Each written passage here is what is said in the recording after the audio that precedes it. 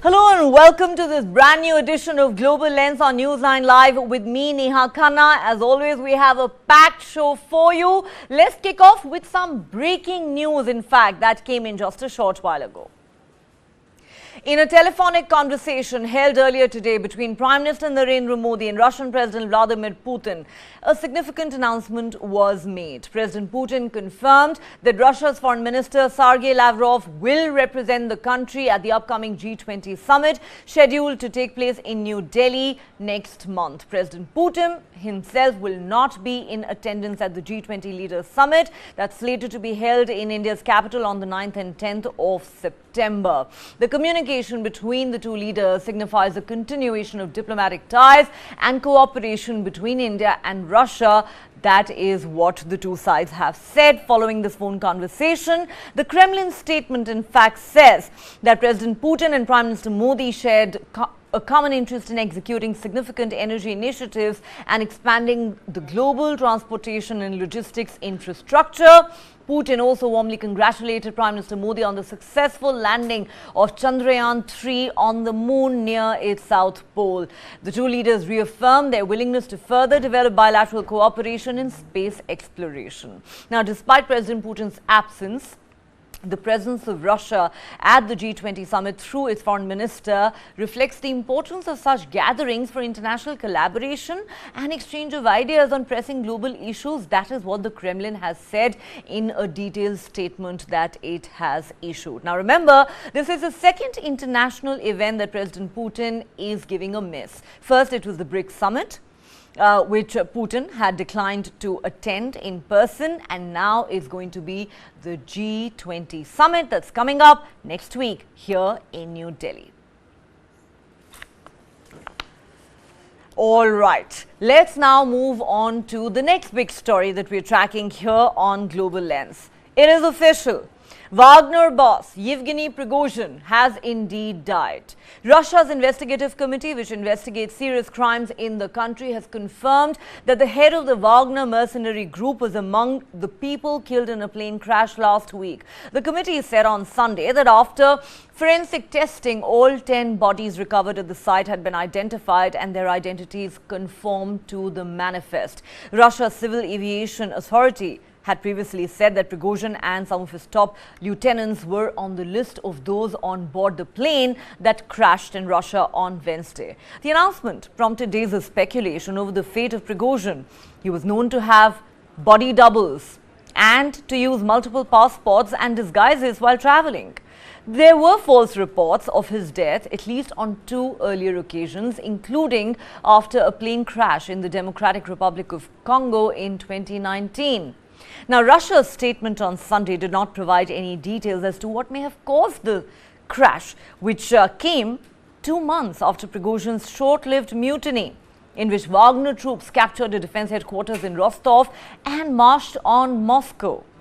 US and Western officials have said the plane was probably brought down by an intentional explosion, leading to it crashing into a field about 300 kilometers north of Moscow. Suspicions swiftly centered on Vladimir Putin, with US and Western officials saying it was very likely that he was the architect of this entire incident, as Prigozhin's armed revolt had ranked as the most serious challenge to the Russian president in his 23-year reign. The US President Joe Biden told reporters after the crash, "I don't know for a fact what happened, but I'm not surprised. There's not much that happens in Russia that Putin is not behind." The Kremlin has denied that it assassinated Prigozhin, characterizing Western intelligence assessments of Putin's potential involvement as an absolute lie. Now, reaction has been relatively limited to the point of indifference in Ukraine, as Prigozhin was no longer seen as a significant figure after the failed mutiny. His Wagner Group, once a key unit operating in Ukraine, had withdrawn from the country 3 months ago after the capture of Bakhmut. Putin has since moved swiftly to capitalize on Prigozhin's death by issuing a decree requiring Wagner and all other private military company fighters to swear an oath of allegiance to Russia. On Thursday, Putin appeared to even eulogize Prigozhin in a televised interview, saying he had known the Wagner head since the early 1990s. He described Prigozhin, a former hot dog seller from Putin's hometown of St. Petersburg as someone who had made some serious mistakes in life, but then he went on to praise him as a talented man, calling him a talented businessman. Putin said the passengers on the plane had made a significant contribution to the fighting in Ukraine. He said, "We remember this. We know and we will not forget."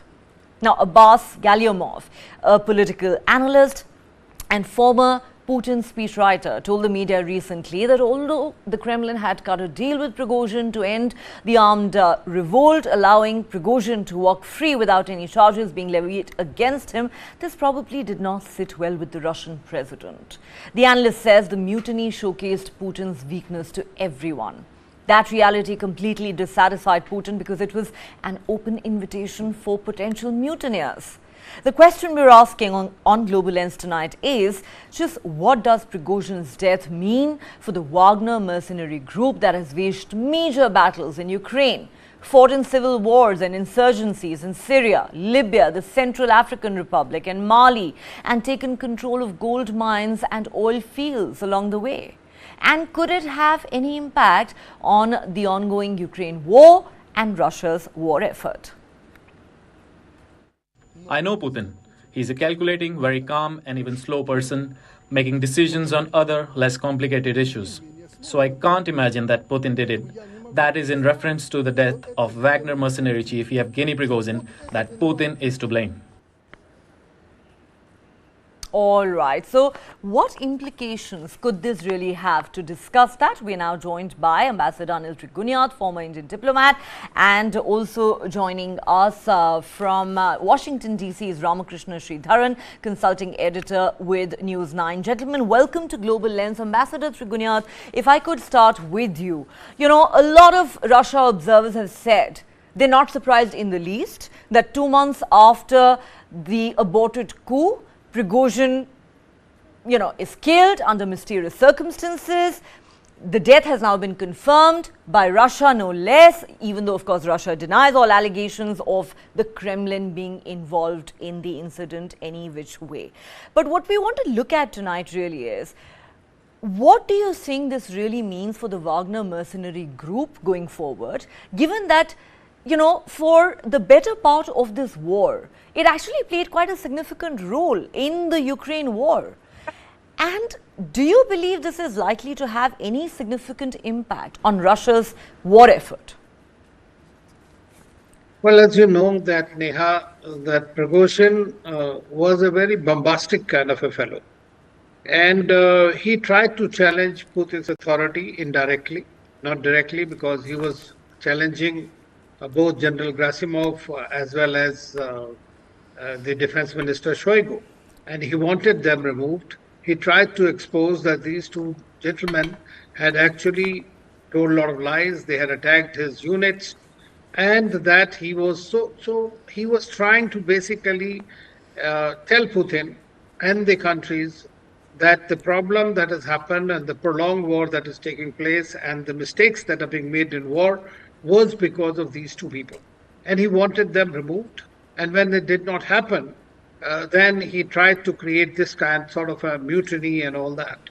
Of course, Putin found a via media through Belarus, Lukashenko, and he was dispatched there. But then we have seen that when there was a Russia-Africa summit, because the most important part that Prigozhin and his Wagner Group played was in 20 countries in Africa. They're present in a very big way.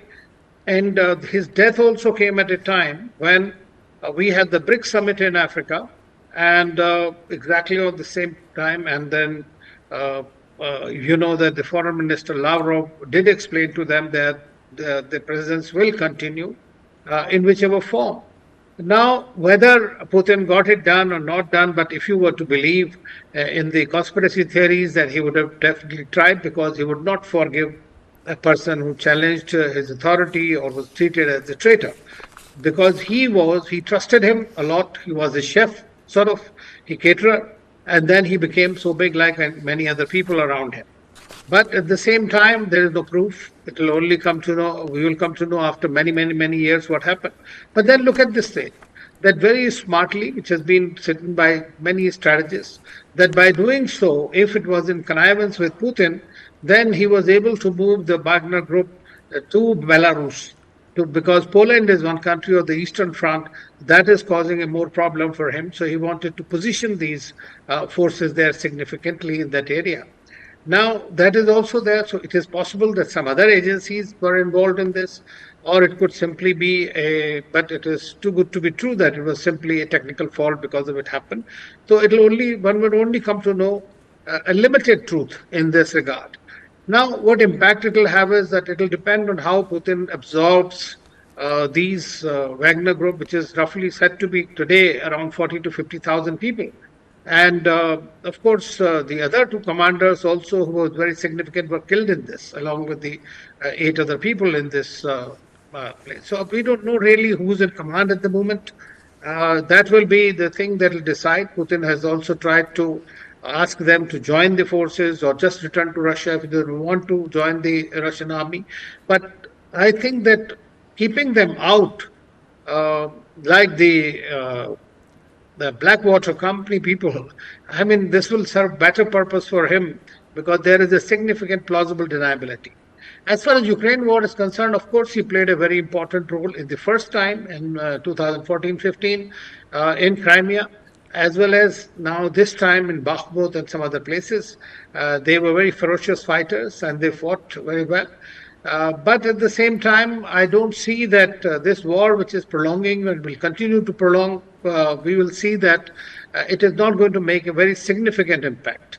But Putin is today working on not one front, but 2 or 3 fronts.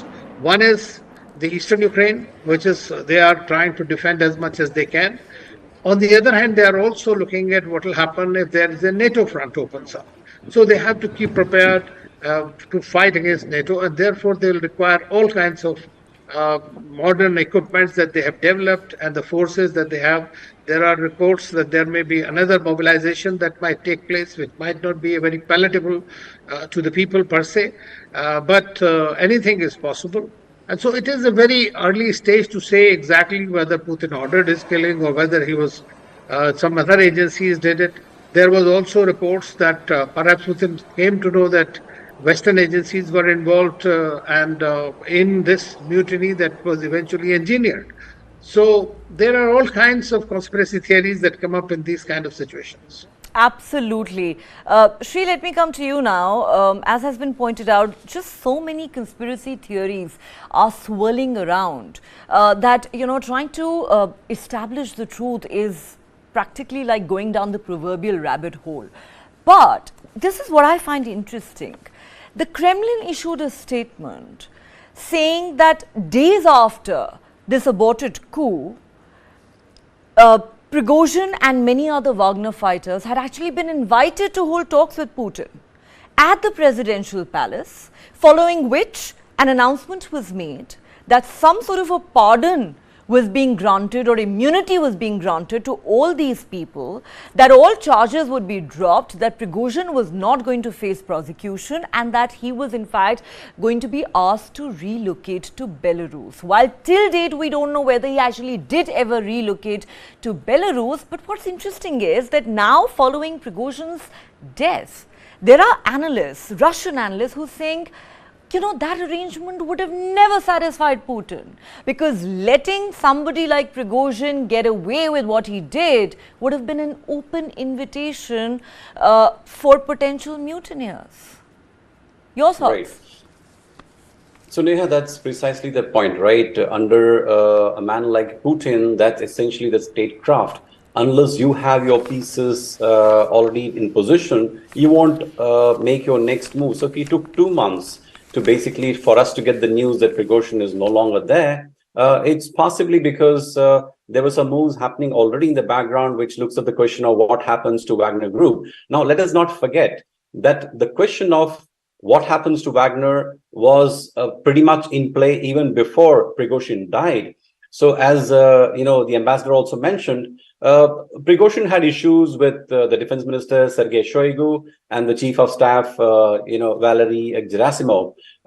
And I think the sense in Kremlin was that Prigozhin had become too big for his boots and therefore had to be cut down to size. So there was a fight happening, within the top, the echelons of Kremlin, especially between the two people most loyal to Putin, and then Prigozhin, who was actually trying to tell Putin that the Ukraine war isn't going very well.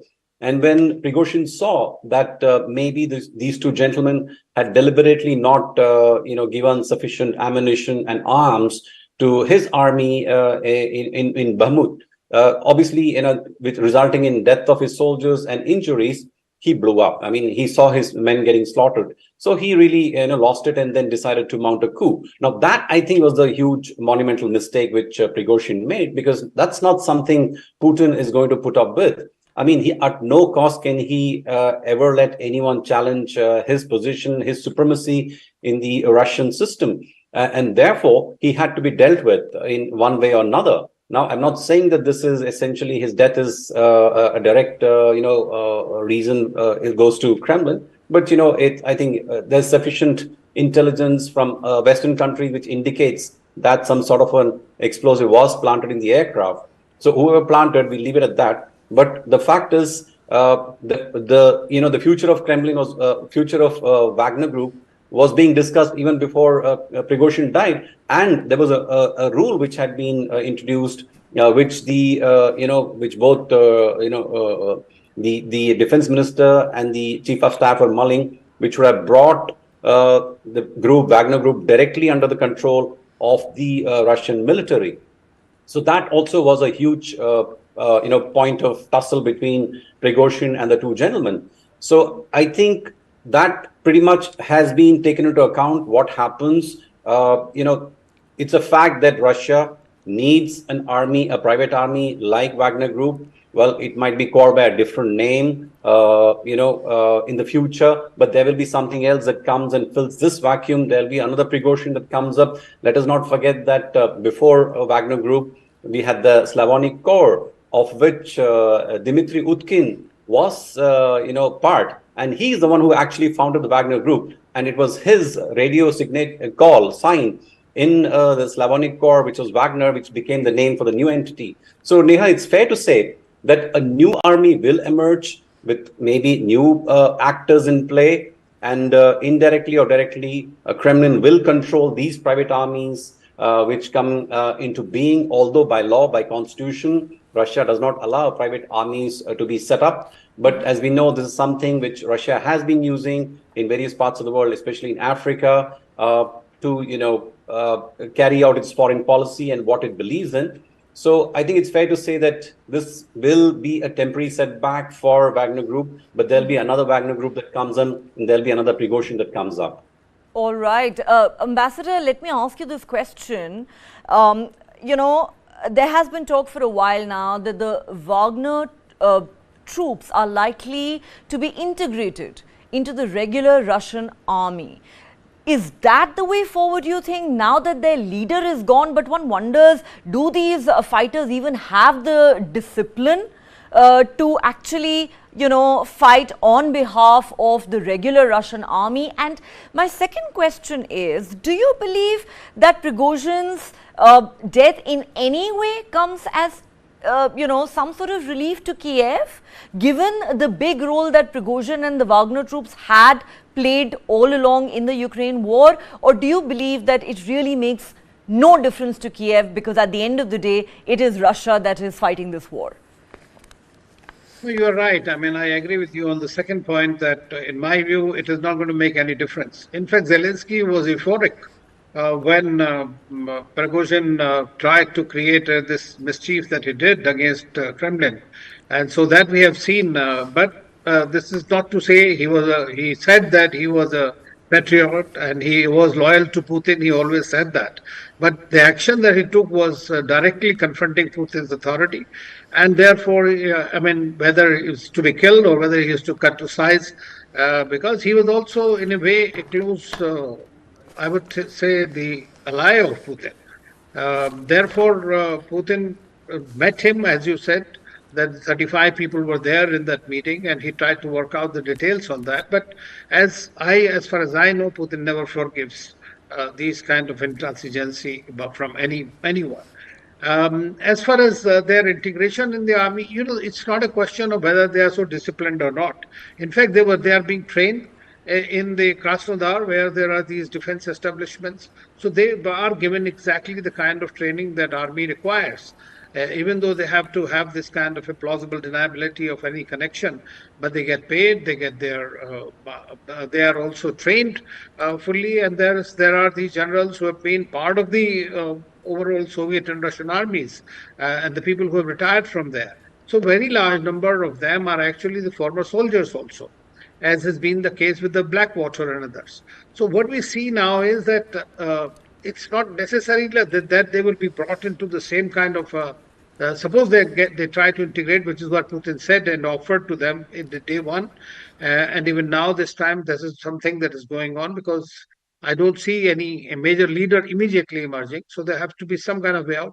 But in the army also, you can have a special course that can be created, which can have these people and they can be led in a certain way. But as I said earlier, Wagner is already present in 20 countries in Africa. And so what happens to them if Putin tries that they become an army? Then they are legally present in those countries. So therefore, integrating Wagner directly into the army may not serve the larger purpose of the Putin's foreign policy in Africa, especially. Absolutely. This is a very complex issue. So what happens to the Wagner Group is now a question that many are asking, but really there are no simple answers.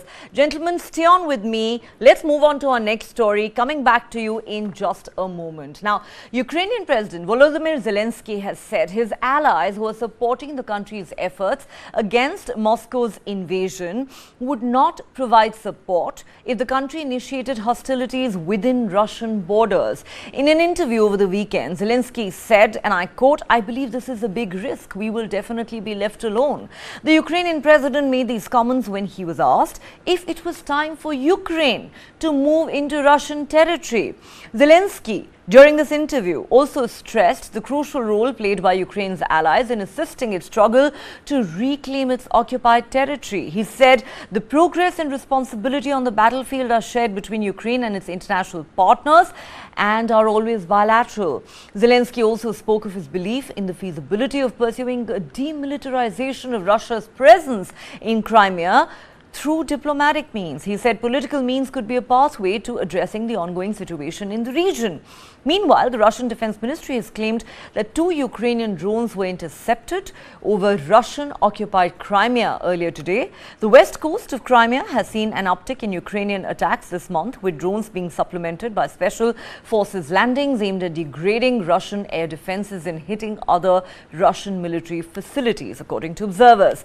Kiev has said its goal of driving Russia out of Ukraine includes reclaiming Crimea, which was, of course, annexed by Russian forces all the way back in 2014. So what should we make of these latest developments, and especially that interesting statement made by Zelensky? Let's decode this with our guests. Shri, let me come to you first on this issue. It is one thing for Kiev to send drones Moscow's way or Crimea's way in an effort to send out a strong message to Russia, but quite another to actually make an ingress into Russian territory. So when Zelensky says we will be left alone, all our allies are going to desert us the moment we try and enter the Russian territory in order to escalate this ongoing war, well, he is quite right. This is a pragmatic assessment on behalf of the Ukrainian president, isn't it? Oh, absolutely, Neha. So what Mr. Zelensky is trying to do is to differentiate between the war actions that Ukraine takes to defend its territory, its sovereign integrity, versus invading any new parts of Russia. So as he himself mentions, the Western allies may not stand by him if, he decides to take the battle beyond his own territory, to protect his own territory, and say that, okay, now I want to go fight war within Russia.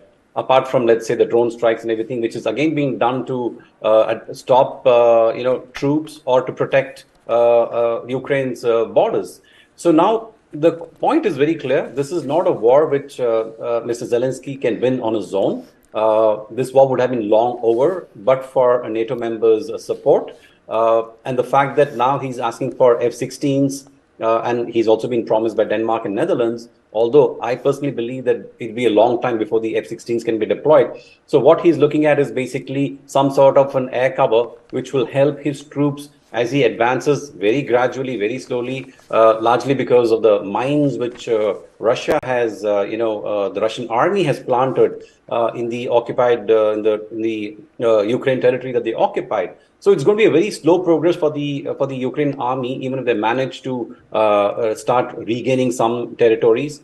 But I think key will also be the air defense. But now the question, Neha, really is, so far the Western nations have stood behind Mr. Zelensky. They have given him money, they have given him equipment, they've given him arms. So how long are they going to say this is fine? How long will this war drag on? And how will their patience be tested? Because remember, US goes into election next year. In fact, the electioneering has already started in the US. And the initial debates that have happened among the Republican candidates, the consensus seems to be, very clear that either we, scale down the support to Ukraine, or like Vivek Ramaswamy, one of the candidates said, is like, it's not our war to fight.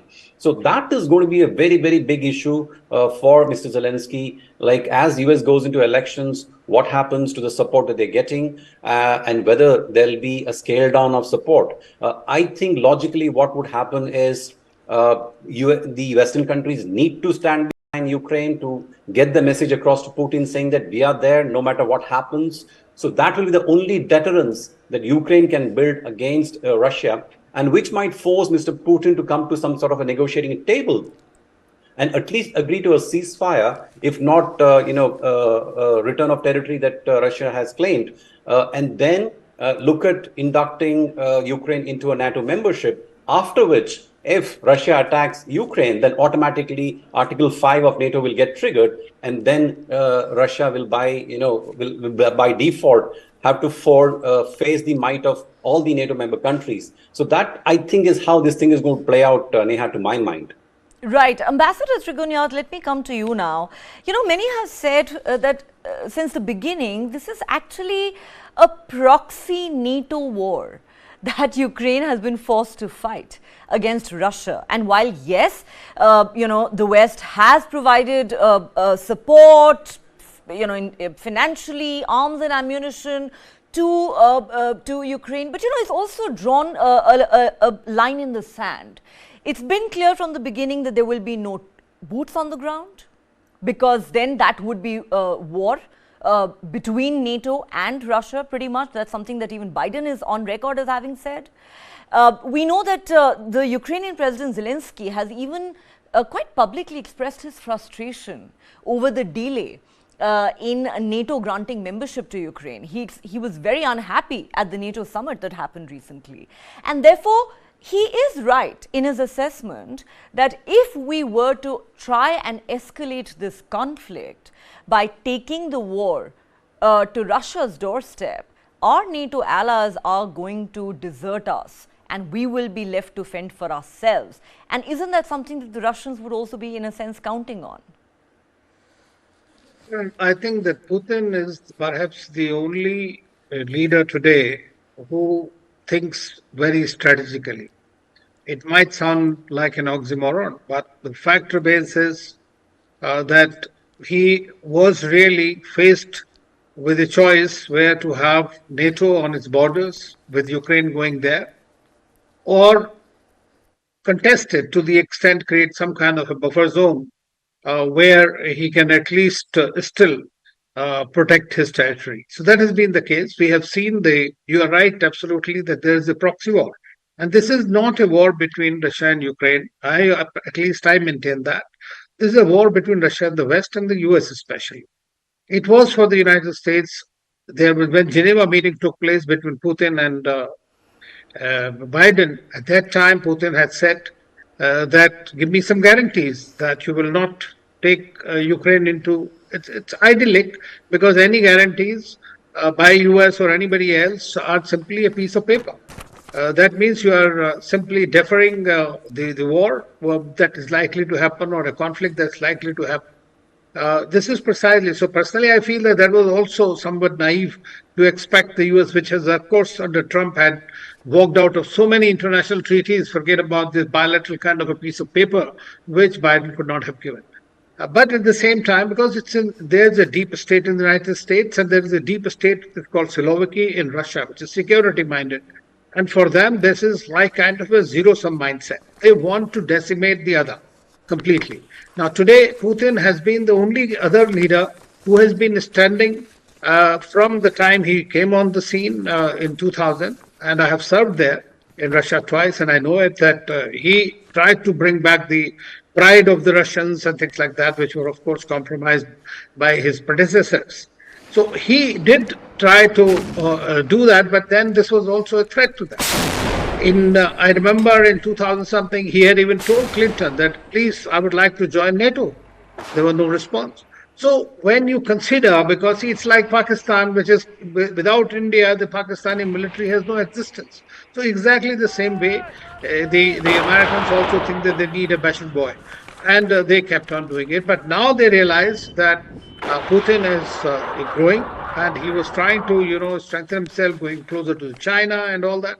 So the world is moving in a different way now, towards more of a Cold War 2.0 kind of a scenario.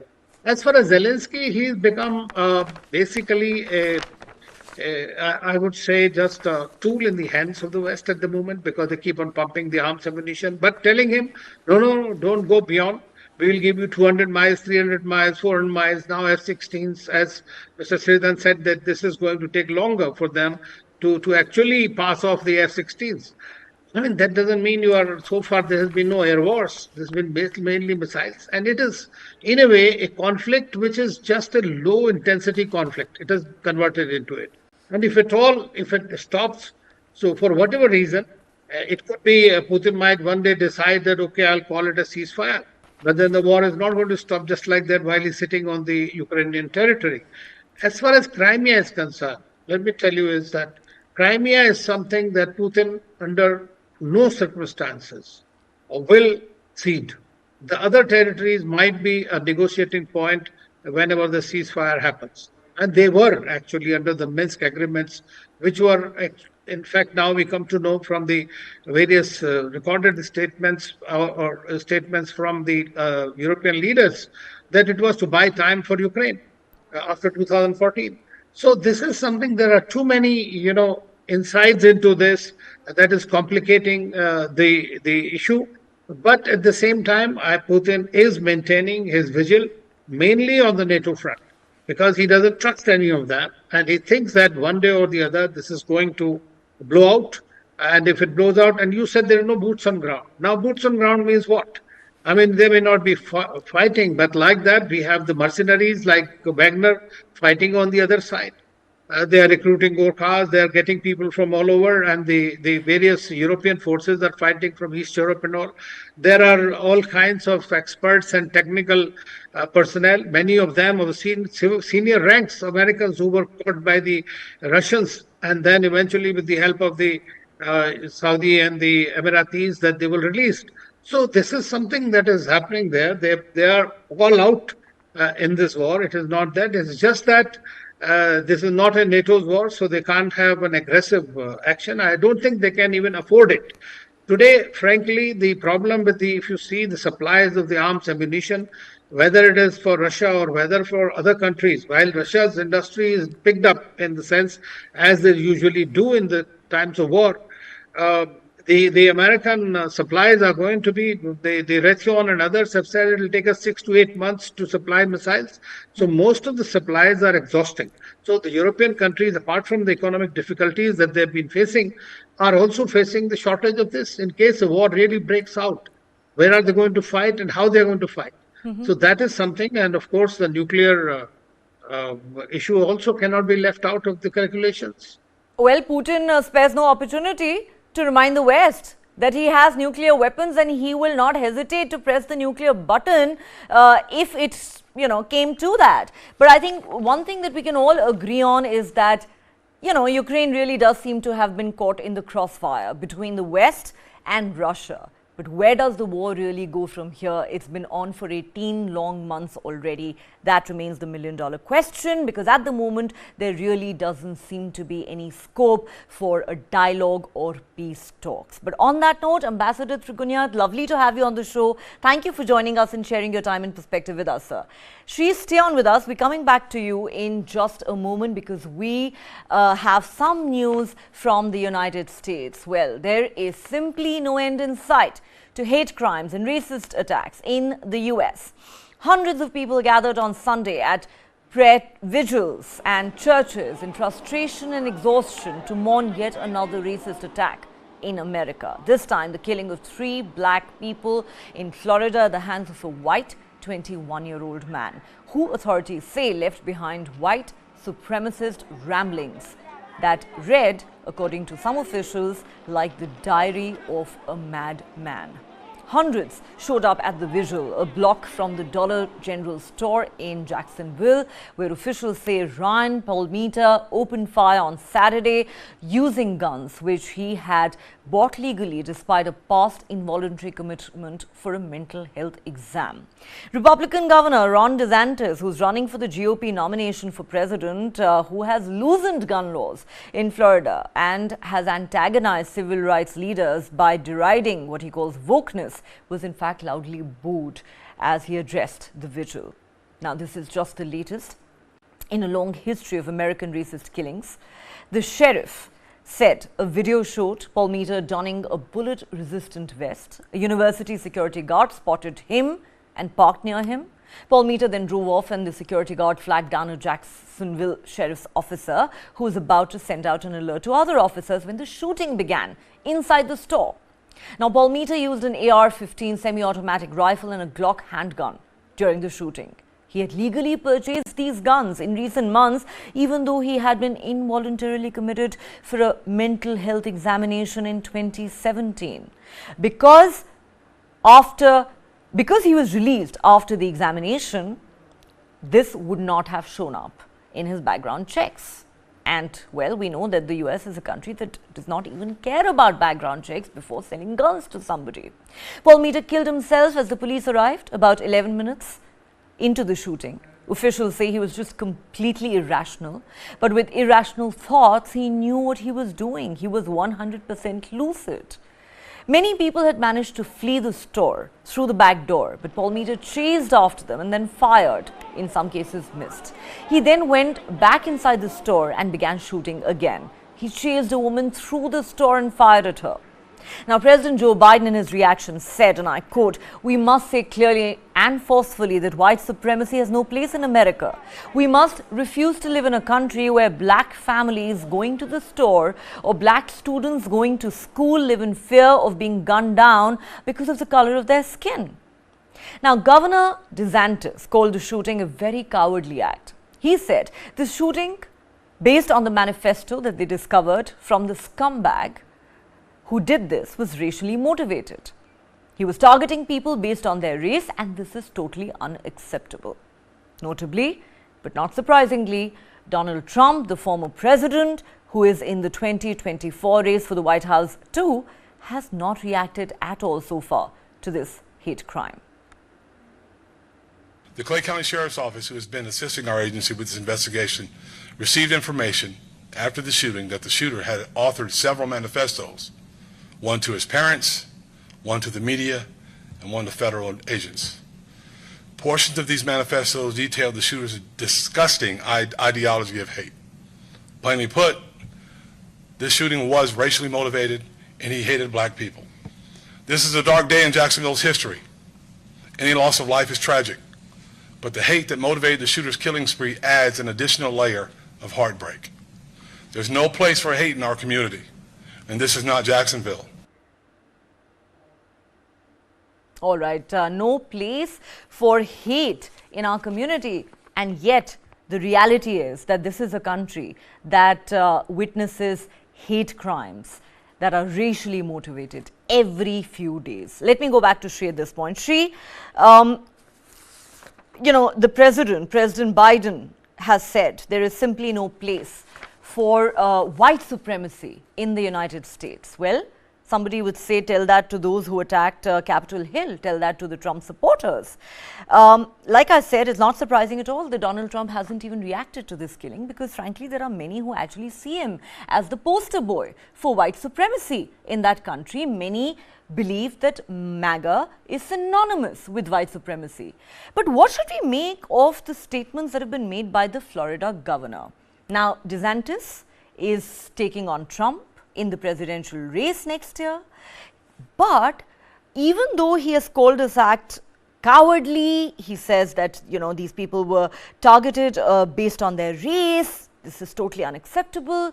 But, he is a Republican. We know about their right-wing agenda and ideology, and he is also a man who's made it easier for people to buy guns in Florida as the governor of the state. What should we make of his statements? So, Neha, there's no doubt that the man in question, the culprit in question here, was a troubled man. He has a long history of hating black people. And as you yourself mentioned, in 2017, he was arrested under the Baker Act or detained for more than 72 hours for possessing a gun. Now, that should have actually, the whole issue of him owning a gun should have ended with that episode. But unfortunately, it did not, because as we now know, he bought these guns subsequently, despite having been detained once under the Baker Act. So, would I classify this random act of one senseless man and a senseless killing of three strangers he has nothing to do with? And his, initial attempt was actually to carry out the shooting in a local university, which was essentially largely known for black students. So he was spotted there. And the campus security shooed him away, and the sheriff's office was alerted. That's how he ended up going to the Dollar General store, where he first shot at a woman who was sitting in a car, and then went inside, shot another customer. And then as others ran away, he waited in the shop. And as the third victim walked in, he shot him as well, and then turned the gun on himself. So, Neha, unfortunately, more than race, I think the gun violence needs to be dealt with in this country, because this marks the 470th mass shooting. So mass shooting as defined by where more than 4 people have been killed in such shooting. More than 470 incidents have taken place from January to August this year, so which means more than 2 such incidents a day.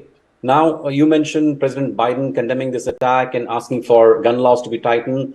President Kamala Harris herself has asked for, gun laws to be tightened and ownership to be strict, made much more strict. So that, I think, is the issue. Like, you have a lot of people with mental health issues.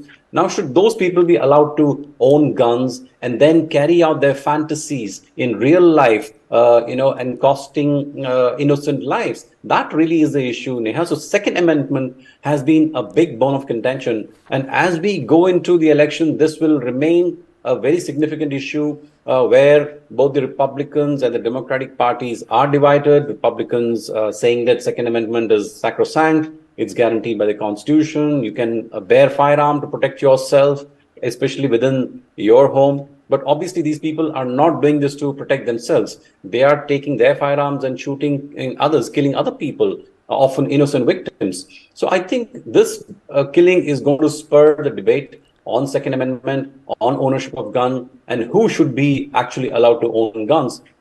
To my mind, it's fairly, very simple, because US, we have a social security number, and it's easy to track who's buying guns and who's allowed to buy guns. So after he was detained in 2017, Ray should have been just put on a watch list where he's not allowed to buy guns. Unfortunately, that system failed, Neha. And that system today has led us to this situation where 3 innocent people have been lost, and a man who had hatred for the black people has been allowed to carry out his deranged ideas and his deranged fantasy of taking lives of black people. So I think by tightening gun rules, by determining who can own and who cannot own guns, I think we can make America a safer place and also reduce such instances of racially motivated crimes, Neha. Well, fact of the matter is that America has been debating this issue for the longest time, and they will probably continue to debate who should be allowed to own guns till the cows come home. But fact of the matter is that innocent Americans continue to lose their lives in senseless instances of violence on account of the very lax gun laws in that country, and clearly the obsession that the Republicans and their supporters seem to have with guns. On that note, Shri, thank you so much for joining us on this edition of Global Lens. See you again tomorrow. Thank you, Neha. My pleasure. All right, time for us to slip into a quick break, but don't go anywhere. There's more on the other side.